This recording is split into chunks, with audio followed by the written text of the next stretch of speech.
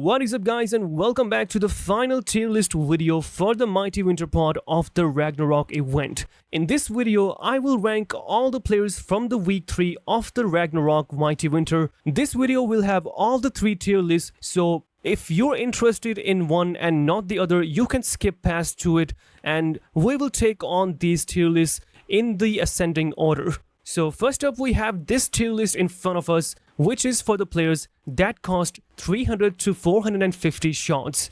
And as you can see, we've got 4 new players in the week 3 that cost 300 or 450 shards. And before we rank these guys, we have to make some adjustments from the previous tier list. So first of all, I got a lot of comments about Guti, and I think still Guti deserves to be in the S tier because I know he's got a 3-star weak foot. I know he has only 4-star stamina, but still he has incredible gameplay, and I don't think he deserves to be in the A tier because for only 300 shards you're getting a 109, and he's an amazing player, guys.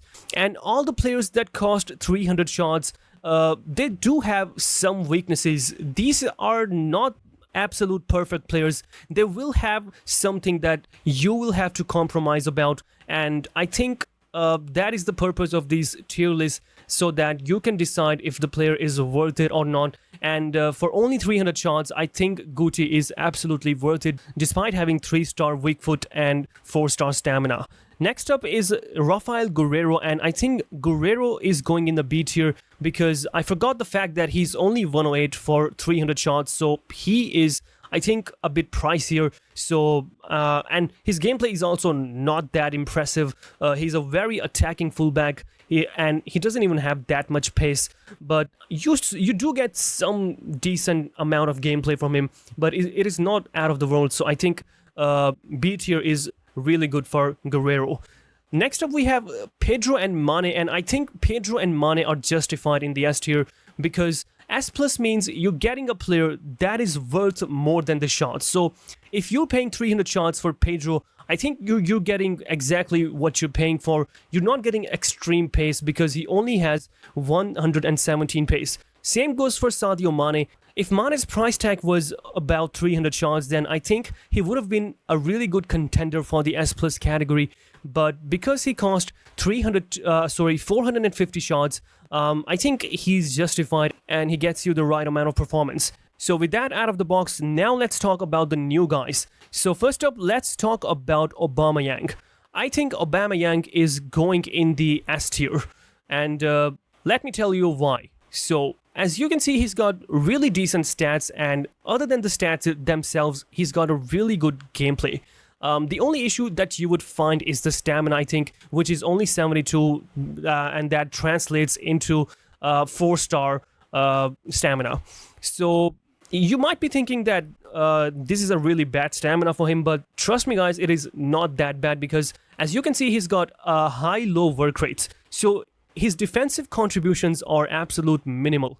So he's not going to track back. He's not going to run too deep to defend. So that means he's going to do less running in the defensive contributions. So it means his stamina is still going to be equivalent of 4.5 star.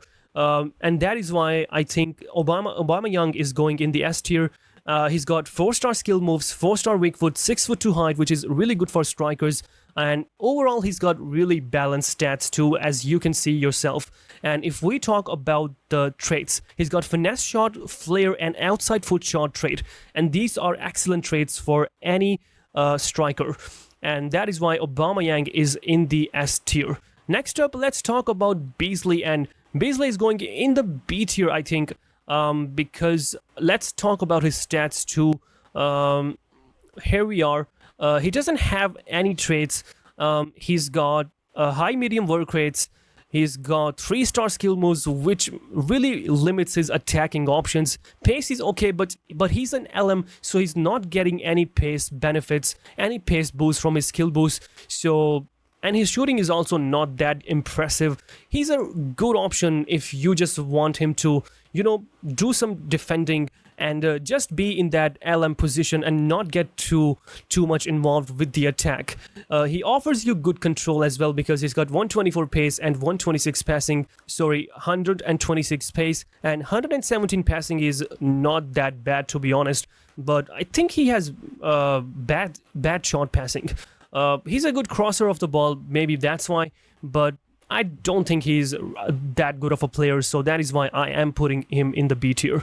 Next up is Marco Reus, and Reus is going in, I think, A. Let's check why. So here we have Marco Reus. I think Reus is still a good player because the pace is decent, it's not bad, shooting is good, passing is also fine, dribbling is, I think, okay for him. And then overall, he's a good player, but he's got the same issue with the stamina. He's got 4-star stamina, which is 72, as you can see in the stats. Medium work rates are kind of okay for the cam, but I think a cam should have high medium or medium low work rates. They work better than medium. And overall, it's a decent card, but I think he should be in the A tier because he's not that good of a cam. Next up, we have Trippier, which is our last player in the tier list. I think Kieran Trippier is either A or S. It is difficult for me to decide because if you look at Trippier's stats, he doesn't have any defensive traits. He's got long throw, early crosser, and long passer trait. Then if we look at the stats, he's got great defending. I think his defending is really good, guys. Physical is also decent. He's got good passing, good dribbling. Pace is a bit low, and maybe that's why he is going in the A tier. And also he's got medium work rates. So I think A tier is fine for Kieran Trippier. Next up, we have the tier list for players that cost 500 to 650 shots. So we only got 2 players in this tier list, and I don't think we have to make any changes from the previous list. So let's just start right off the bat with Lizarazu. And Lizarazu is going in the S tier because 650 shots are pretty much the standard in this event because we only have the CDMs which cost 500 shots. So for 650 shots, I think Lizarazu is an amazing player. Sorry, I forgot to turn on the stat page. Okay, we are on the stats page, and as you can see, he's got dives into tackles trade, which is absolutely incredible for any fullback or any defender whatsoever. And if we look at the stats, he's got 128 pace, 116 defending, 117 dribbling is kind of amazing for a fullback, to be honest. And I'm actually kind of surprised by that pace because normally Lizarazu cards are not that quick, but this guy has incredible pace. I think he is either the second or third fastest fullback in the game, so that is amazing. High work rates, that are also great. So that is just a perfect card in my opinion. His gameplay is also incredible. He does get the job done for you, and I think S tier is purely justified for Lizarazu. Lastly, we have Cambiasso, and Cambiasso is going in the B tier. And you're probably wondering why, because he only cost 500 shots, and that is why, because every CDM cost 500 shots, and we have to make some separations between these guys so that you can know which one is better. So Mascherano is in the S tier because he is the perfect CDM for me. I have him in my squad as well, so I'm not just judging him purely based on his scouting camp performances. So Mascherano, I think if you have Mascherano and you think he's not that great, maybe that is because you have him trained up to 25. I think to get the best out of Mascherano, you have to rank him to the gold rank and train him up to 30 points. And that was the case with me too, because at 25 training, he was doing an average job for me. And when I ranked him up and gave him 30 training points, he has been doing an incredible job for me. And he is absolutely one of the best CDMs in the game, because if we compare him with Keane or Cambiasso, he's got low-high work rates, so he stays in his position. He doesn't get forward, which is absolutely perfect for a CDM. He's got better pace too. And if we compare Roy Keane with Cambiasso, they are kind of identical. But Roy Keane is just a bit better because he has the playmaker trait too. His passing is better. and his physical is also better than Cambiaso. Cambiaso feels a bit smoother than both Roy Keane and Mascherano. So I think it depends on what kind of a setup you have. If you have a good ball playing CDM who gets involved with the attack too, and you want another CDM that stays back, I think Mascherano is your guy. If you want both of your CDMs to get involved with the attack, I think you should go for either Keane or Cambiaso. Keane is just a bit better. If you want better control, then I think Cambiaso is your best bet. If you have a single CDM, I think Mascherano is your best choice. So lastly, we have the tier list for the players that cost 800 to 1500 shards, and I've been looking at the list and I don't think we have to make any changes. So let's just start ranking these guys, and I will give quick reviews about these guys. And first of all, let's talk about Jan Oblak, and I think Oblak is going in A or B. For 800 shards, I think he's going in the B tier because he's not that good of a goalkeeper, to be honest. He's only 6'2", and you know in this game, the goalkeepers that are not so tall are not that good. So I don't think we even have to look at the stats because they don't really matter. His gameplay is not as good as some other tall goalkeepers. So that is why he's going in the B tier, because he cost 800 shards for a 1 out of 10 goalkeeper. Next up, let's talk about Bergkamp, and I think Bergkamp is going in the S tier, and let's look at the stats first, because he's got really good stats. He's got finesse shot, flair, and outside foot shot trait. No playmaker trait, which is a bummer because this guy has always been a forward-minded player. He has also played as a center forward in his career, so that is why his shooting is that much incredible. He's got 119 pace, 117 passing, which is not bad, to be honest. It is good stats. These are really good passing stats. And 127 dribbling. He feels really smooth, and there is no doubt about that. He's got 4-star skill moves, 4-star weak foot, and high medium work rates. 79 stamina is not bad, which is around 4.5 star, I think.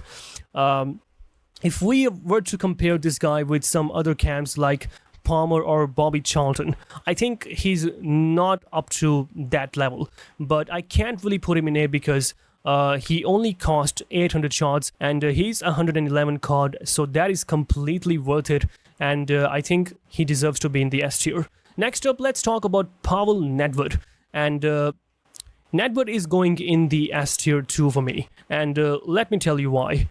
If you look at his stats, he's got incredible stats, plus he's got really good traits as well. Playmaker is a very good trait for him. He's got high medium work rates, amazing stamina, 5-star stamina, which is 91 in the stats, great strength, 127 dribbling, 117 shooting, 134 pace.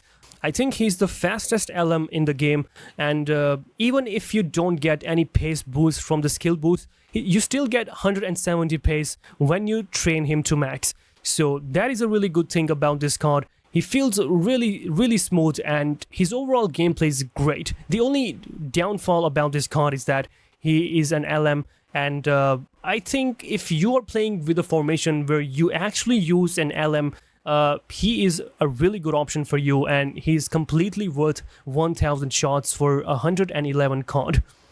Next up, let's talk about Yaya Toure, and Yaya Toure is also going in the S tier because it's not a bad card, but you would think that for only 1000 shots, he should be in the S+, but the problem is that his defending is not that good when in terms of gameplay.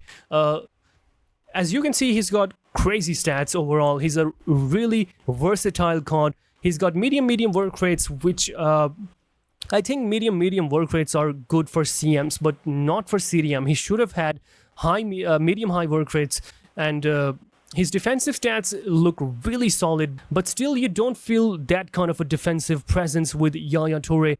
And if you're playing him at that CDM spot, he's going to act more like a CM than a CDM. His tracking back is not so good because of the work rates, of course, and his marking is also, I don't think his marking is that good, even though it's 125 on paper, which should be really good, but it's not that impressive for some reason. So I think for all these reasons, Yaya Toure is also going in the S tier.